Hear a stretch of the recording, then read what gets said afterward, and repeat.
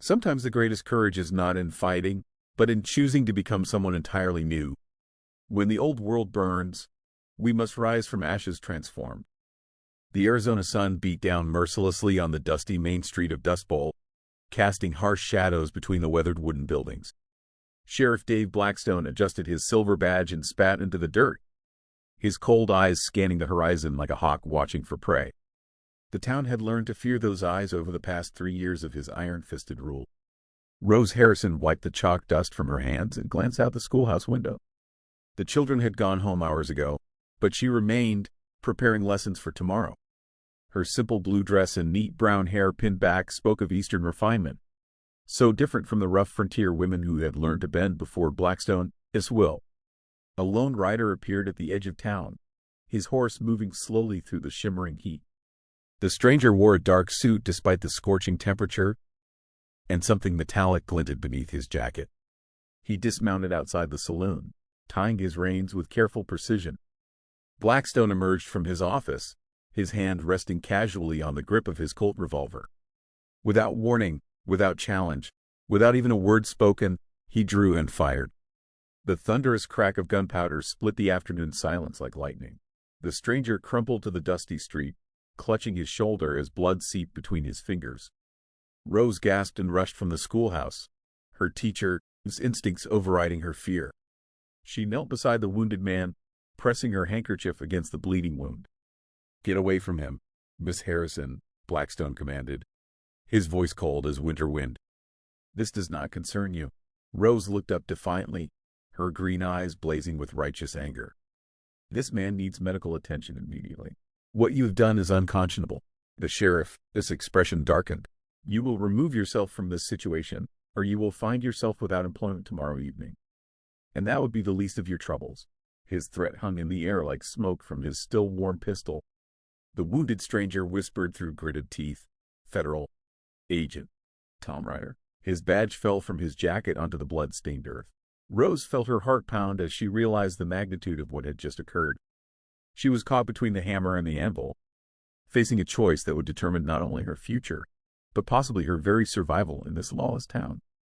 Doc Wilson moved quietly through the shadows behind his medical office, his weathered face grave with concern. The elderly physician had tended to Federal Agent Tom Ryder through the night, extracting the bullet and stabilizing his condition. Now, in the pre-dawn darkness, he approached Rose Harrison with urgent whispers. "Miss Harrison, you must listen carefully," he said, glancing nervously toward the sheriff, "this office. For months, I have been secretly gathering evidence of Blackstone's crimes. The murders, the extortion, the stolen cattle shipments. I have been sending these documents to the federal authorities through trusted contacts." Rose felt her blood turn cold. "Doctor, what are you saying?" "Blackstone will discover my involvement soon enough. But you, dear girl, you have made yourself a target by defying him publicly. He cannot allow such open rebellion to go unpunished, especially not from someone the townspeople respect." The weight of her situation crashed down upon Rose like a boulder rolling from a cliff. She had nowhere to run within the territory where Blackstone held sway. Every sheriff, every judge, every official owed their position to his network of corruption and fear. "There is only one place," Doc Wilson continued, his voice barely audible. "Apache lands to the north. Even Blackstone would not dare pursue you there. The terrain is brutal, but it may be your only chance." Rose gathered her few precious belongings, a small Bible, her mother's silver locket, and what little money she had saved from her teaching salary. She filled a canvas bag with hardtack, dried meat, and 2 canteens of water. Her delicate city shoes would never survive the journey, so she borrowed a pair of worn leather boots from the doctor, his late wife. Under cover of complete darkness, Rose slipped from Dust Bowl like a ghost fleeing its grave. The vast prairie stretched endlessly before her, an ocean of grass and sagebrush beneath a canopy of brilliant stars. She had never felt so small, so vulnerable, so utterly alone. By sunrise, she could hear the distant thunder of hoofbeats behind her. Blackstone, its men rode hard in pursuit, their voices carrying across the morning air like the howls of hunting wolves. Rose pressed forward through the unforgiving landscape, her refined hands already blistering from gripping the rough straps of her supply bag. The prairie tested her with every step. Rattlesnakes coiled in the shade of rocks. Coyotes watched from distant ridges, and the relentless sun beat down without mercy. Her pale skin burned despite her bonnet, and her feet bled inside the borrowed boots. Yet with each mile, something fundamental began to change within her. The soft schoolteacher was dying, and something harder, more determined, was being born. On the third morning of her desperate flight, Rose discovered something that made her question her sanity. Beside a small spring where she had stopped to refill her canteens, she found a pair of sturdy moccasins that had not been there the night before. They were exactly her size, crafted from soft deerskin with intricate beadwork along the edges. Her heart pounded as she scanned the surrounding rocks and scrub brush. Nothing moved except the wind through the prairie grass, yet she felt the unmistakable sensation of being watched. The worn boots that had carried her this far were falling apart, her feet raw and bleeding. These moccasins seemed like a gift from the spirits themselves. 2 days later, as her water ran dangerously low, Rose found a leather pouch hanging from a Joshua tree branch. Inside were strips of dried venison, wild berries, and a small clay vessel filled with clean water.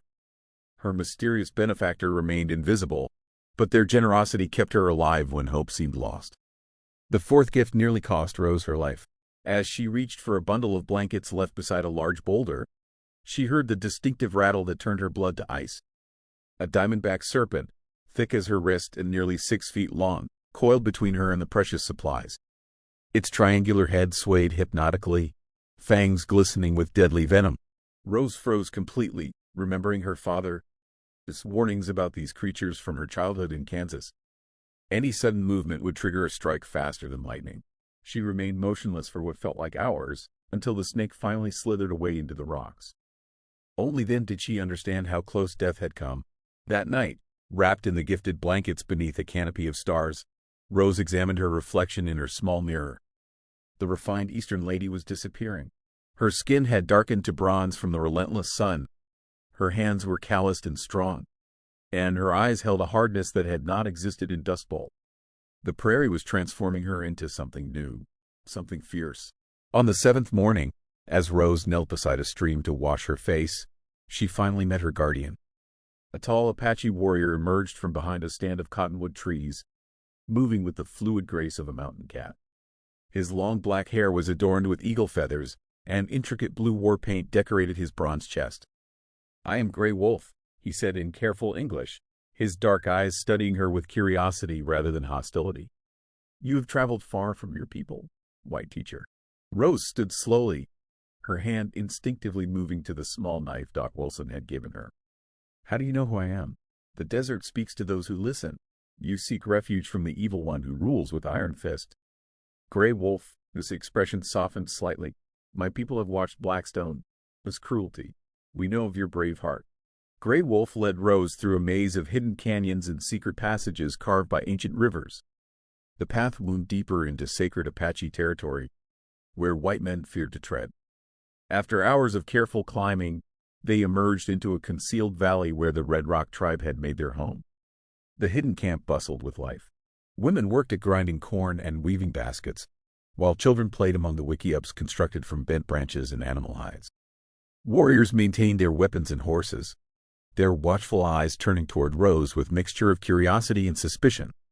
Chief Stoneheart approached with the dignity of a mountain. His weathered face bore the scars of countless battles, and his silver hair was braided with sacred turquoise stones. Behind him walked Moonshadow, the tribe's medicine woman, her dark eyes seeming to peer directly into Rose's soul. "The white woman comes as foretold," Moonshadow announced, her voice carrying the weight of prophecy. "In my visions, I have seen her path intertwined with that of Gray Wolf. Her fate is bound to ours like rivers flowing toward the same sea." Chief Stoneheart studied Rose intently. "You seek sanctuary from the evil sheriff who brings death to innocent people. But protection comes with price. You must prove your worth to our people and show that your heart truly belongs here." Rose felt the weight of countless eyes upon her.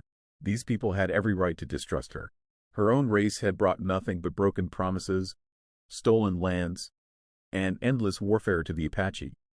Yet something in their faces suggested they might offer her the acceptance she had never found in the white world. "My people call me Rose Harrison," she said carefully. But I no longer wish to carry that name. I seek to learn your ways and earn my place among you." Moonshadow smiled knowingly. "Names are given, not chosen. If you prove worthy, the spirits will reveal what you shall be called." Grey Wolf stepped forward, his expression grave. "Time grows short. Our scouts report that Blackstone rides north with 25 armed men. He brings war to our peaceful valley, seeking to drag you back to face his twisted justice." Chief Stoneheart, his jaw tightened. "The evil one dares to enter our sacred lands with his guns and hatred. This cannot be permitted." Rose felt her heart sink.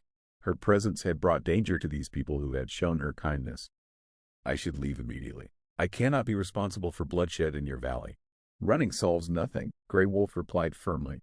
"Blackstone will not stop hunting you, and he will continue terrorizing innocent people. The time has come to make a stand." Moonshadow placed her weathered hand on Rose's shoulder. "Child, you must choose your path now. Will you flee like the rabbit, or will you stand with us like the wolf? Your decision will echo through the generations." Rose stood before the assembled tribe as the sacred fire crackled against the star-filled sky. Her decision had been made with a heart both fearful and determined. She would not run. She would stand with these people who had shown her more kindness in days than she had known in years of civilized society. "I choose to remain and fight," she declared, her voice carrying across the silent gathering. "If Grey Wolf will have me, I accept the Apache way of marriage." The wedding ceremony began at midnight, when the spirits were said to be closest to the earth.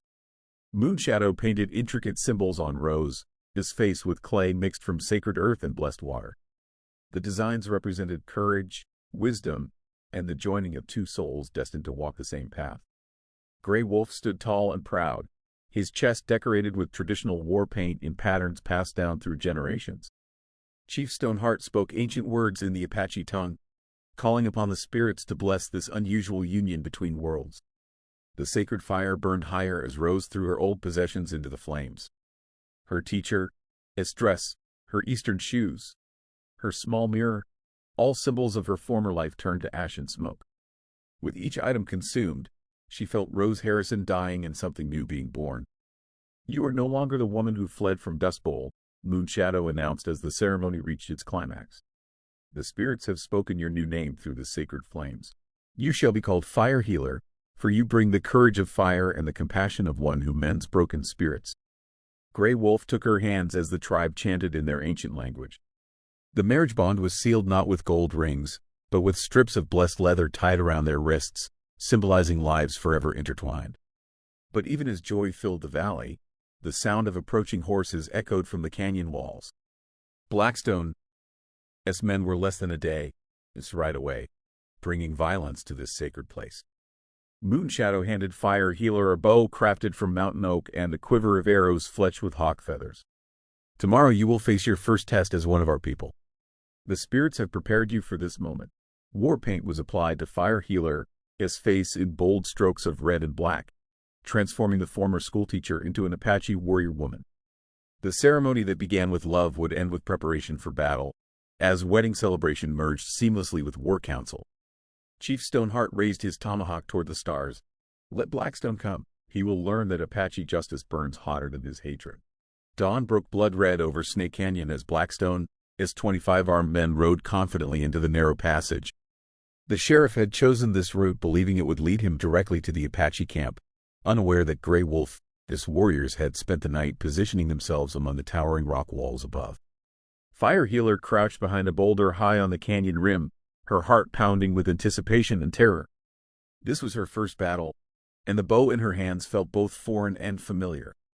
Moonshadow had taught her that weapons became extensions of the spirit when wielded with righteous purpose. Chief Stoneheart raised his hand, and silence fell over the hidden Apache positions. Below, Blackstone's men rode deeper into the trap, their horses' hooves echoing off the canyon walls like thunder before a storm. The sheriff himself led the column, his silver badge glinting in the morning sunlight. The attack began with a war cry that seemed to shake the very stones. Arrows whistled down from every direction, and several of Blackstone's men tumbled from their saddles before they could draw their weapons. Panic spread through the column as horses reared and screamed in terror. Fire Healer drew her bowstring and released her first arrow. It struck true, wounding one of the gunmen in the shoulder. The violence felt both horrifying and necessary, like cauterizing a wound to prevent infection from spreading. But Blackstone proved to be a cunning and experienced fighter. Instead of retreating in panic, he rallied his remaining men and began a systematic counterattack. His rifle cracked repeatedly, and Firehealer watched in anguish as two young Apache warriors fell from their positions. "He is more dangerous than a wounded bear," Grey Wolf called out as bullets chipped stone near his head. "We must finish this quickly before more of our people are hurt." Firehealer made a decision that surprised even herself. She abandoned her safe position and began climbing down the canyon wall, her moccasins finding purchase on narrow ledges and crevices. This confrontation had always been personal between her and Blackstone, and it was time to face him directly. The sheriff spotted her movement and turned his rifle in her direction. "There you are, you traitorous witch," he snarled. "Time to pay for your rebellion." But Firehealer was no longer the frightened schoolteacher who had fled Dust Bowl. She moved with the fluid grace Grey Wolf had taught her, dodging behind rocks as bullets sparked off stone. Her transformation was complete. She had become an Apache warrior woman, and Blackstone would learn the price of terrorizing the innocent. Firehealer leapt from rock to rock, closing the distance between herself and Blackstone with each desperate bound. The sheriff's rifle cracked again, sending stone fragments flying past her face, but her Apache training had taught her to move like flowing water, unpredictable and swift. "You cannot run forever," Blackstone roared, his voice echoing off the canyon walls. "I will drag you back to Dust Bowl and make an example of you that the whole territory will remember." But Firehealer was no longer running. She had drawn the tomahawk Moon Shadow had blessed during the wedding ceremony, its steel blade gleaming with sacred symbols etched into the metal. This weapon carried the spirits of generations of Apache warriors who had defended their people against oppression. Blackstone discarded his empty rifle and drew his Colt revolver, the same weapon he had used to wound federal agent Tom Ryder. His cold eyes burned with the fury of a man who had never been challenged, never been defied, never been forced to face the consequences of his cruelty. They circled each other on a narrow ledge halfway down the canyon wall, like two predators meeting in mortal combat. Firehealer could hear the battle continuing above and below, but this moment belonged to her and the tyrant who had driven her from everything she had once known. "Look at you," Blackstone sneered, raising his pistol, "playing dress-up with the savages. You think their paint and feathers make you one of them? You are still just a frightened schoolteacher pretending to be brave." Firehealer felt the spirits of her new people flowing through her veins like liquid fire. "I am Firehealer of the Red Rock Apache. I am the wife of Grey Wolf. I am the enemy of all who prey upon the innocent." The sheriff pulled the trigger, but Firehealer had already moved. The bullet passed harmlessly through empty air as she struck with the speed of a rattlesnake. The blessed tomahawk found its mark, and Sheriff Dave Blackstone fell to the canyon floor. His reign of terror ended forever. Victory had been achieved, but the cost was terrible. 3 Apache warriors lay motionless among the rocks, their spirits departed to join their ancestors. The surviving members of Blackstone's gang surrendered, dropping their weapons in the face of superior Apache tactics and righteous fury. Chief Stoneheart surveyed the battlefield with grim satisfaction. "Let the survivors return to their people and tell what they have witnessed. Few will believe their stories of the white woman who became Apache, but the fear will spread nonetheless." 4 years had passed since the battle at Snake Canyon, and Firehealer had become as natural a part of the Red Rock tribe as the ancient stones themselves. She sat beside the cooking fire, watching her young son Swiftstream play with the other children among the wickiups. His laughter echoed through the hidden valley like music, a sound that filled her heart with profound contentment. Grey Wolf approached, his expression troubled despite the peaceful evening. "Government men ride toward our territory under a white flag. They claim to seek peaceful negotiations, but their words smell of deception." Firehealer nodded grimly. Her knowledge of white politics and legal language had proven invaluable to the tribe over the years. She could read between the lines of official documents and treaties, recognizing the subtle traps hidden within seemingly generous offers. The delegation arrived the following morning, led by a portly Indian agent named Commissioner Bradley. His expensive suit and confident manner spoke of a man accustomed to getting his way through intimidation disguised as diplomacy. "Chief Stoneheart," Bradley announced, mopping sweat from his forehead with a silk handkerchief, "the Great Father in Washington offers your people a generous settlement. Accept relocation to the San Carlos Reservation, and you will receive monthly government provisions and protection."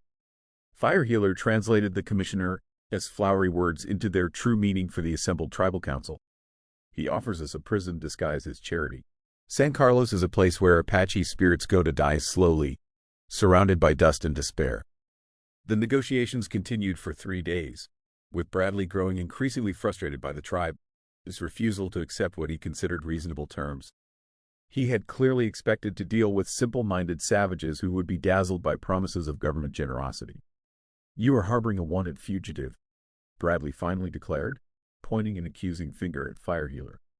"Rose Harrison disappeared after being involved in the murder of Sheriff Blackstone.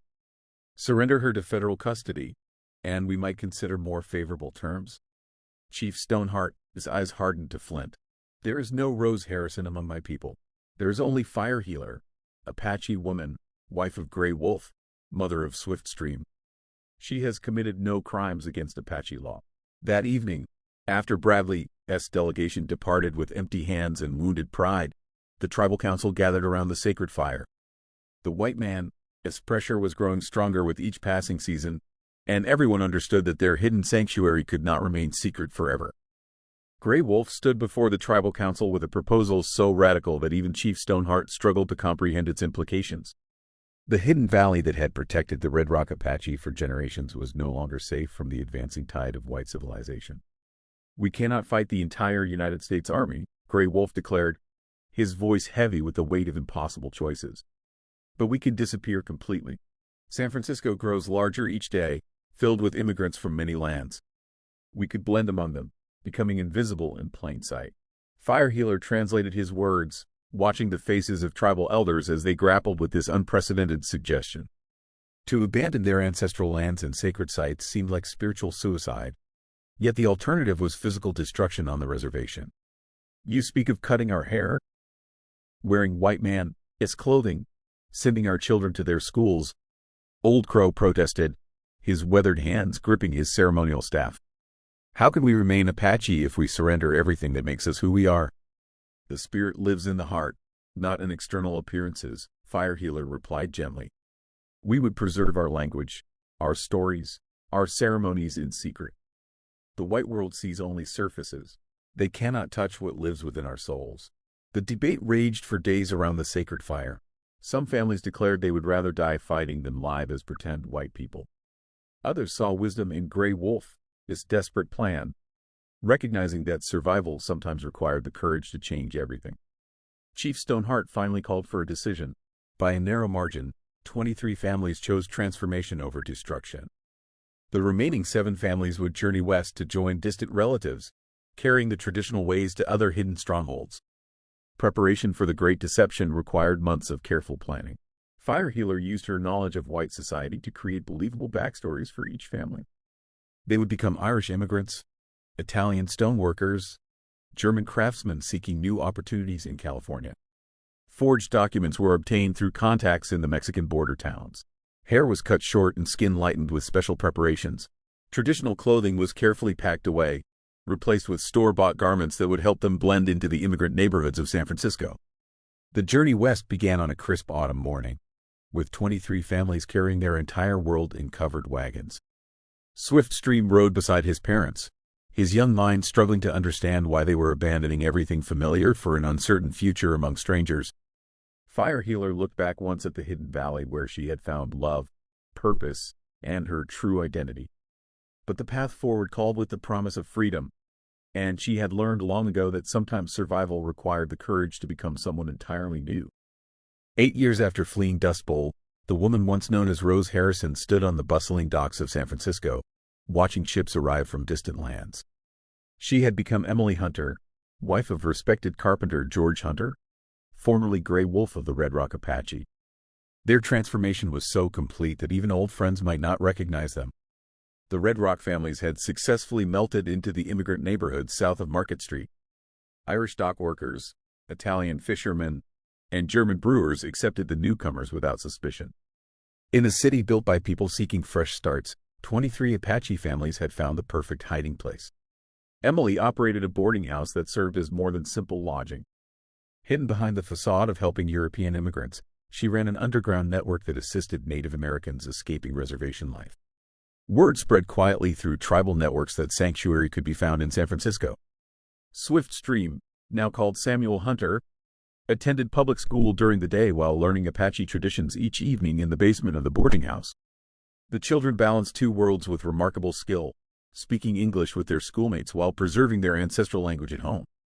Chief Stoneheart had become Henry Stone, a respected elder in the Irish community who told magnificent stories of the old country to anyone willing to listen. His tales of ancient Celtic warriors bore striking resemblances to Apache legends, and his listeners never suspected the truth behind his captivating narratives. The community thrived in ways that would have been impossible on any reservation. Apache men found work in construction and shipping, their natural skills adapting easily to city trades. Women like Emily established businesses that served both their secret community and the surrounding immigrant population. Moon Shadow, now calling herself Margaret Shade, continued her healing work as a midwife and herbalist. Her traditional Apache medicines proved remarkably effective for treating the ailments of city dwellers, though she carefully disguised their origins as folk remedies learned from Irish grandmothers.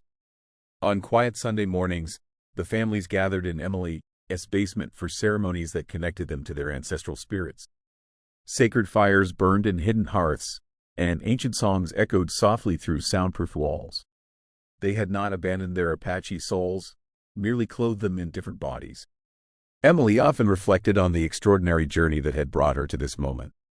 The frightened schoolteacher who once stood helpless in Dust Bowl had become a leader who helped dozens of people find freedom. She had chosen love over fear, courage over safety, and discovered that bonds forged by sacred fire could never be broken by time or distance.